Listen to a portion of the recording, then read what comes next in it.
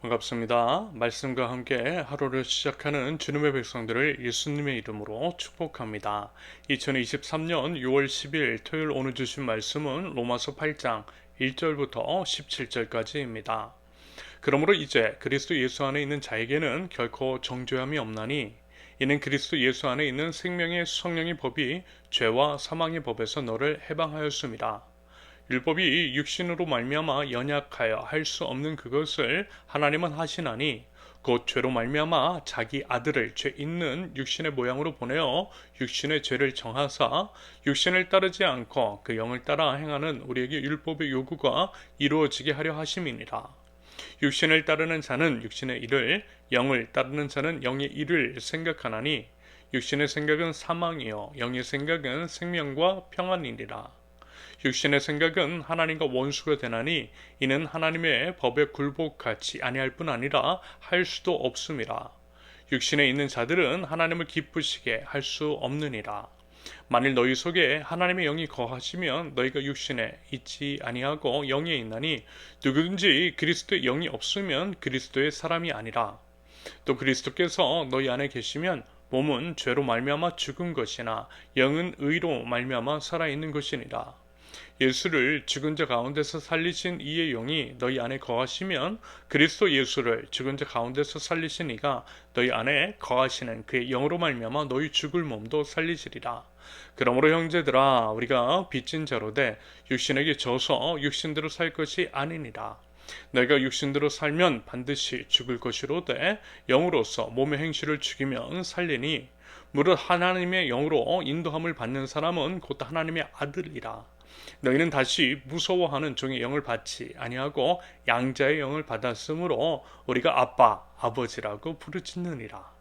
성령이 친히 우리의 영과 더불어 우리가 하나님의 자녀인 것을 증언하시나니 자녀이면 또한 상속자 곧 하나님의 상속자여 그리스도와 함께한 상속자니 우리가 그와 함께 영광을 받기 위하여 고난도 함께 받아야 할 것이니라. 아멘. 오늘 본문에서 사도 바울은 그리스도인의 정체성, 즉 그리스도인은 하나님의 영이 거하는 자로서 자기 자신 안에 성령님을 모시고 있는 사람이 그리스도인임을 분명하게 밝히고 있습니다. 그리고 중요한 것, 하나님의 영이 거하시는 우리 그리스도인들에 대한 부활의 소망을 명확히 말씀하고 계시다라는 거죠. 11절, 예수를 죽은 자 가운데서 살리신 이의 영이 너희 안에 거하시면, 무슨 얘기냐면 예수님을 믿어 성령님이 거하시면 성령님이 거하시는 그리스도이면 그렇게 그리스도인이 맞다라고 한다면 어떻게 해요? 그리스도 예수를 죽은 자 가운데서 살리신 이가 너희 안에 거하시는 그의 영으로 말미암아 너희 죽을 몸도 살리시리라. 여러분 우리 믿는 자는 죽어도 산다라는 것입니다. 우리에게는 성령님이 계시는 우리에게는 부활의 소망이 있다라는 거예요. 예수님을 살리신 하나님께서 우리를 성령님이 내주하시는 우리를 죽은 자 가운데서 살려주실 줄로 믿습니다. 여러분 그 믿음이 있다면요 그리스도인답게 사는 것은 우리의 책임이겠죠. 부활의 소망, 영원한 삶에 대한 소망이 있기 때문입니다. 그 말씀을 계속해서 하시는 것이고요 그리스도인답게 살라는 권면의 말씀입니다. 영원한 것을 위해서 영원하지 않은 것을 기꺼이 포기하자라고 하는 권면의 말씀.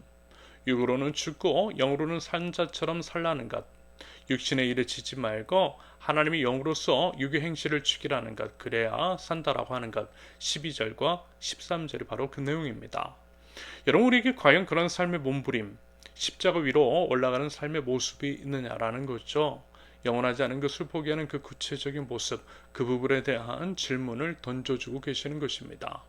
여러분 그러면요 육신대로 사는 것은 또 뭐가 있을까요? 어떤 게 있을까요? 육신대로 산다라고 하는 것. 갈라디아서 5장 19절부터 21절까지를 보면 이렇게 나와 있어요.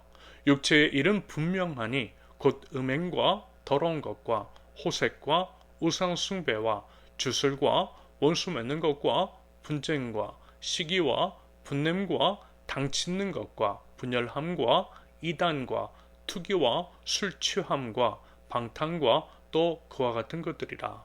이런 것들 외에도요 온갖 악한 것들, 바르지 못한 수많은 것들이 있습니다. 이런 것들이 바로 육체의 일, 육신대로 사는 사람들에게서 보이는 모습일 것입니다. 성령이 사람이라면 이런 것들을 주게 한다라는 것이고요. 대신 하나님의 영으로 인도함을 받아야 한다라는 것.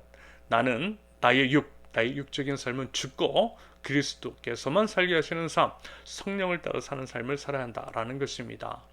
이와 관련해서 하나님의 영으로 인도함을 받는 사람에게서 드러나야 하는 증거, 성령의 열매에 대해서 성경은 또한 이런 것들을 이야기하고 있습니다. 갈라디아서 5장 22절과 23절, 오직 성령의 열매는 사랑과 희락과 화평과 오래 참음과 자비와 양선과 충성과 온유와 절제니 이 같은 것을 금지할 법이 없느니라. 성령의 사람, 성령을 쫓아 살아가는 사람들에게서 보이는 성령의 9가지 열매, 부디 몸의 행실을 죽이고 하나님의 영으로 인도함을 받아 성령의 열매를 삶 속에서 풍성하게 맺어가는 하나님 나라의 백성들, 저와 여러분들 모두 되실 수 있기를 바랍니다. 성경은요, 그런 사람들을 14절과 15절에서처럼 하나님의 아들이라고 분명하게 말씀하고 있어요. 여러분, 이 말씀을 따라 우리는 하나님의 자녀인 줄로 믿습니다. 성령을 따라 사는 우리는 하나님의 자녀라고 분명하게 말씀하고 있기 때문입니다. 여러분, 예수님께서요, 우리를 대신해서 십자가에서 죽으셨습니다. 하나님께서는 예수님의 피로 우리 죄를 다 씻어 주셨어요. 그런데 그것으로만 끝내신 것이 아니라는 거죠. 말씀을 들으시 어떻게 해요? 우리를 양자 삼으셨습니다. 하나님의 자녀가 되었다라는 것입니다. 하나님을 아빠, 아버지라고 부르질 수 있게 된 거예요. 누가요? 감히 우리가 온 우주의 왕이신 하나님을 어떻게 해요? 아빠, 아버지라고 부를 수 있게 되었다라고 하는 것.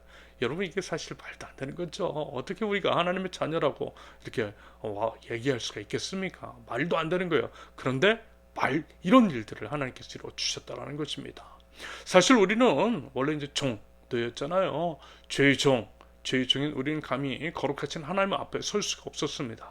감히 죄인인 우리가 거룩하신 하나님 앞에 서면 어떻게 되었죠? 다 죽었어요.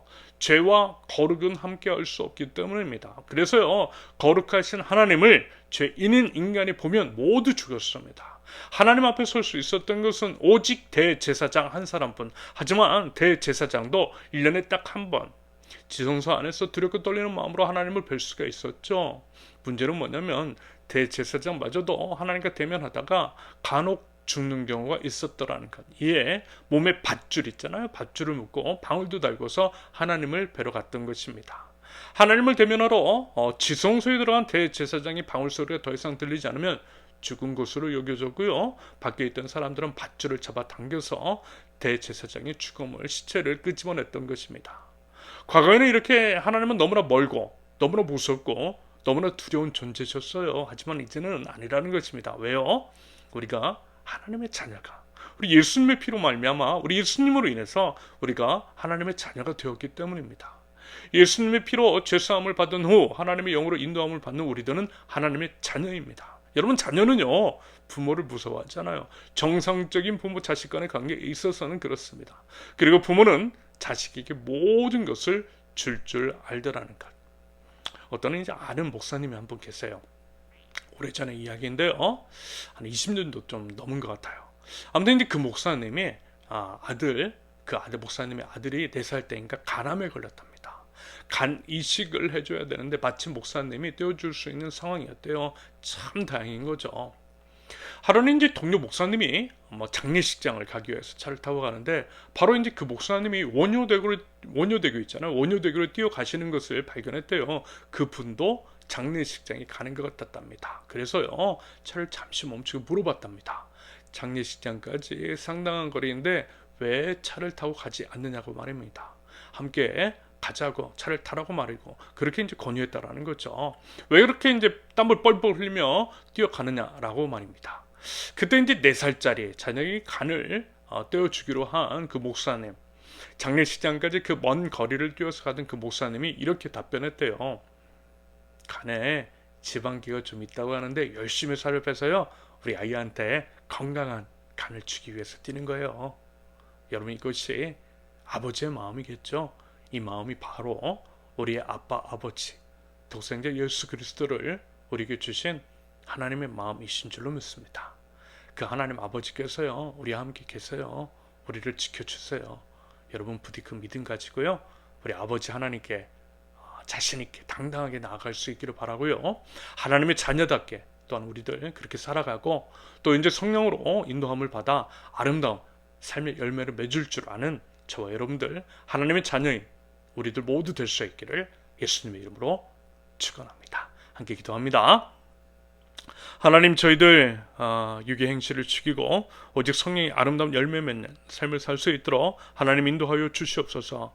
아빠, 하나님에 대한 믿음을 더하여 주시고 하나님의 사랑을 확신케 하시며 하나님의 사랑 안에 거하는 저희 되게 하옵소서. 아버지, 하나님의 사랑을 입은 자, 하나님의 대리 통치자로서 저희들 잃어버린 아들들을 찾아 나서고 그들을 보듬어 일으켜 세워줄 줄 아는 저희 개개인 그리고 사랑하는 세우는 교회 공동체 될 수 있도록 하나님 저희를 인도하여 주시고 하나님 저희를 사용하여 주시옵소서. 예수님의 이름으로 기도합니다. 아멘. 하나님께서 오늘 주신 말씀과 각자의 기도 제목을 놓고요, 우리 잠시 기도하겠습니다.